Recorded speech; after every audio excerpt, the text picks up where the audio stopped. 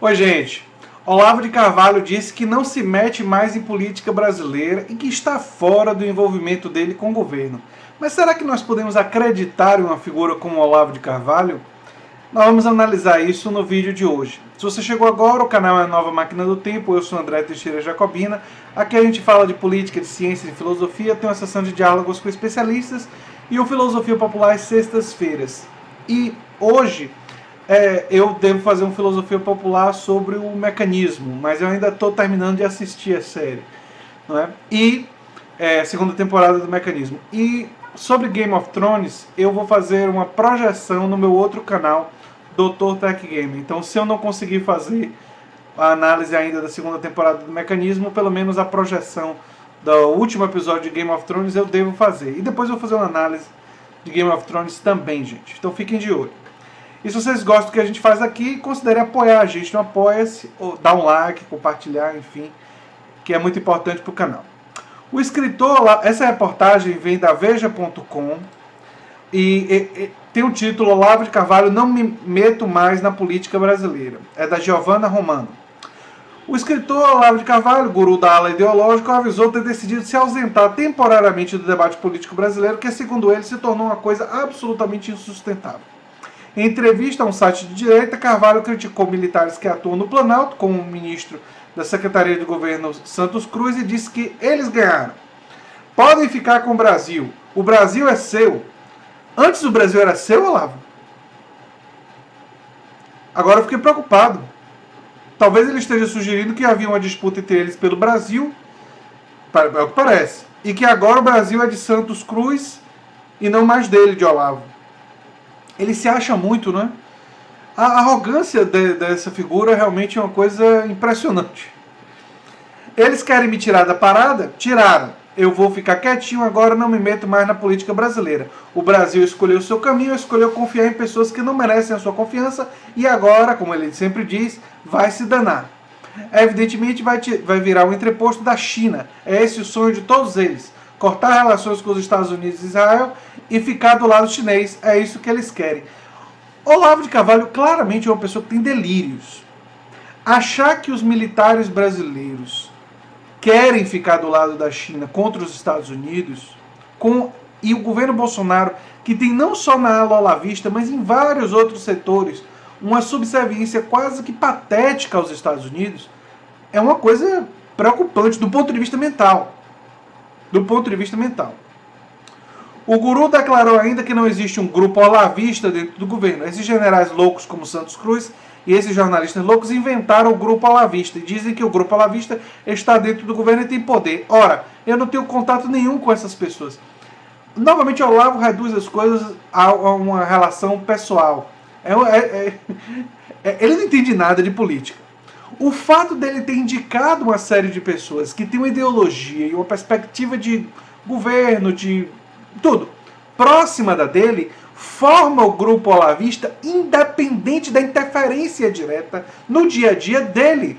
E ele não perceber isso é uma coisa assim assustadora, porque mostra que o Brasil, parte do Brasil, o Ministério da Educação, por exemplo, está entregue a pessoas que veem com admiração a pessoa que não tem a menor noção de política, de que forma um grupo político, e que grupos políticos não necessariamente precisam diariamente estar fazendo homenagem, quer dizer, fazendo consulta a uma figura que não se você segue uma linha, uma perspectiva, você pode continuar seguindo essa perspectiva, mesmo que você não fale nem por um mês com aquela pessoa. É um grupo olavista não por responder ao Olavo de Carvalho, obedecer a ele, mas por compartilhar de sua perspectiva ideológica e, por exemplo, de sua obsessão com o comunismo.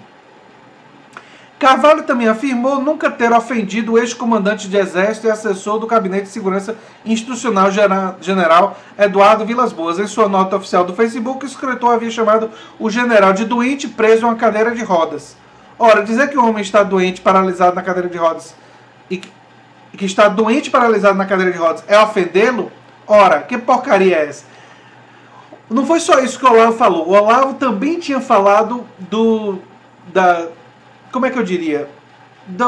dos movimentos peristálticos ou das atividades de defecar do general. Obviamente que isso daí visava minimizá-lo, virava diminuí-lo e era uma ofensa. Você dizer que uma pessoa está na cadeira de rodas não é uma ofensa, mas você usar isso no meio de discussão para minimizá-lo obviamente é. Obviamente mostra que você é baixo, Olavo. Enfim.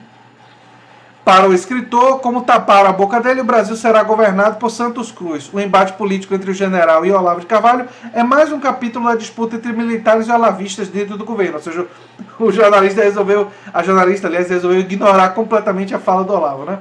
Carvalho publicou uma sequência de postagens no Twitter ofendendo e criticando o ministro, inclusive o chamando de merda. No episódio anterior, o alvo das críticas do guru havia sido o vice-presidente general Hamilton Mourão, que a gente já tratou aqui no canal.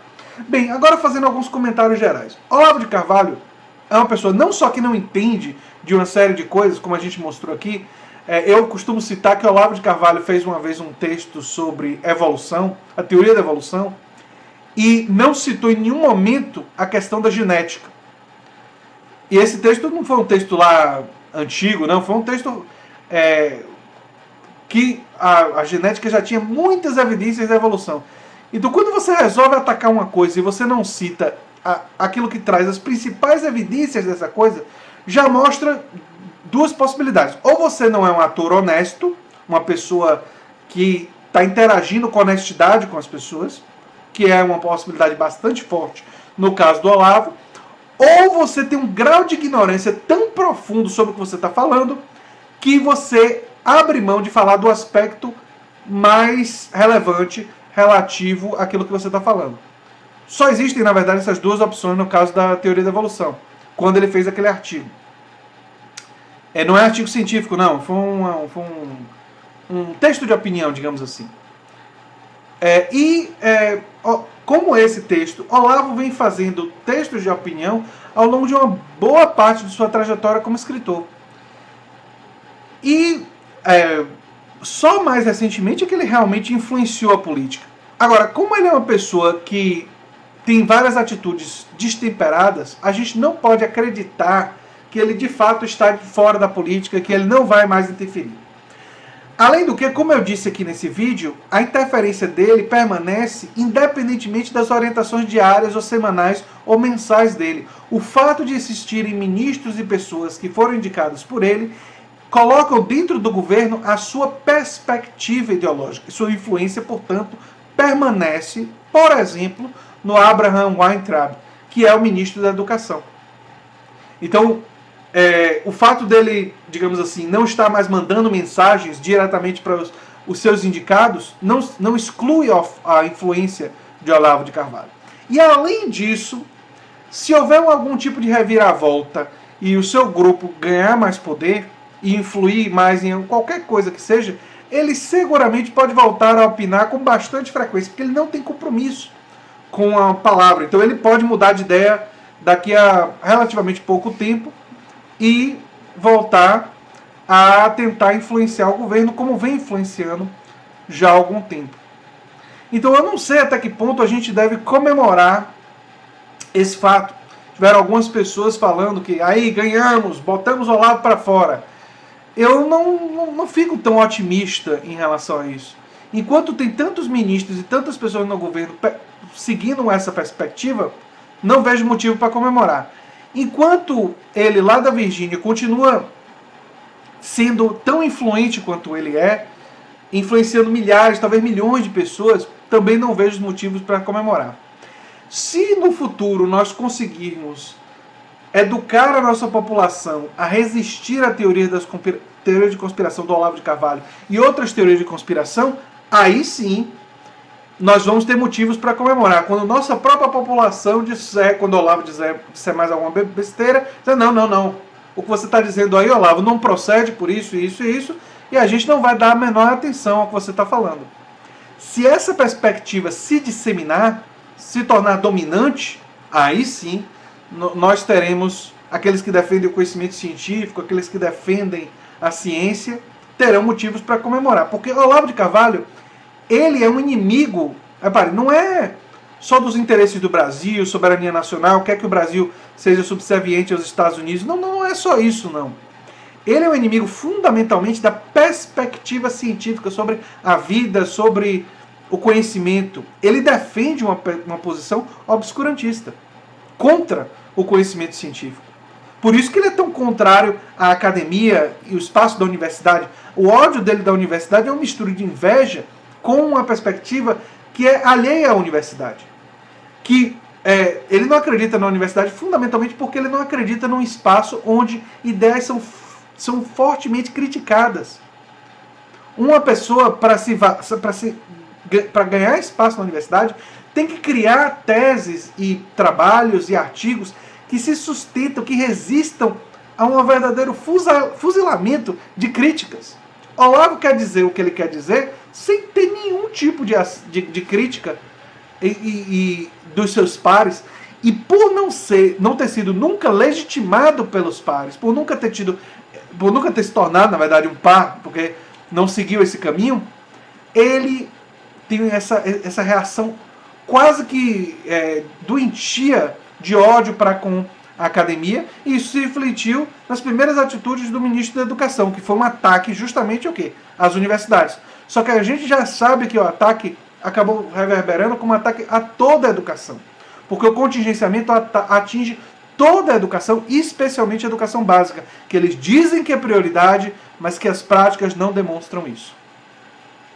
Então eu não vejo muitos motivos ainda para comemorar, mas é algo que nós devemos acompanhar com cuidado, porque essa ideologia está sim influenciando e muito o nosso atual governo e pode influenciar outros aspectos de disputas políticas que ainda estão para acontecer. Então minha recomendação é cautela e que a gente continue observando com cuidado o que está acontecendo, não é? Se vocês gostam do que eu faço aqui no canal, se lembre sempre de se inscrever, dar um like e compartilhar. E considerar, se quiserem ajudar muito o canal, apoiar a gente no Apoia-se, que vocês vão poder ajudar a definir pautas para futuros vídeos e podem receber alguns vídeos de aulas antecipadamente, enfim, porque eu vou fazer agora algumas exposições dialogadas, algumas notas de rodapé, especialmente para os apoiadores. Depois vai para todo mundo, mas eles vão receber com uma certa antecedência e vão também ter a oportunidade de criticar, como eu sou aberto à crítica, criticar esses vídeos, e eu posso até em alguns casos aprimorar antes de trazer para o grande público. Então quem for apoiador vai ter acesso em primeira mão a parte do nosso material. Enfim, gente, era isso aí e até o próximo vídeo. Tchau, tchau.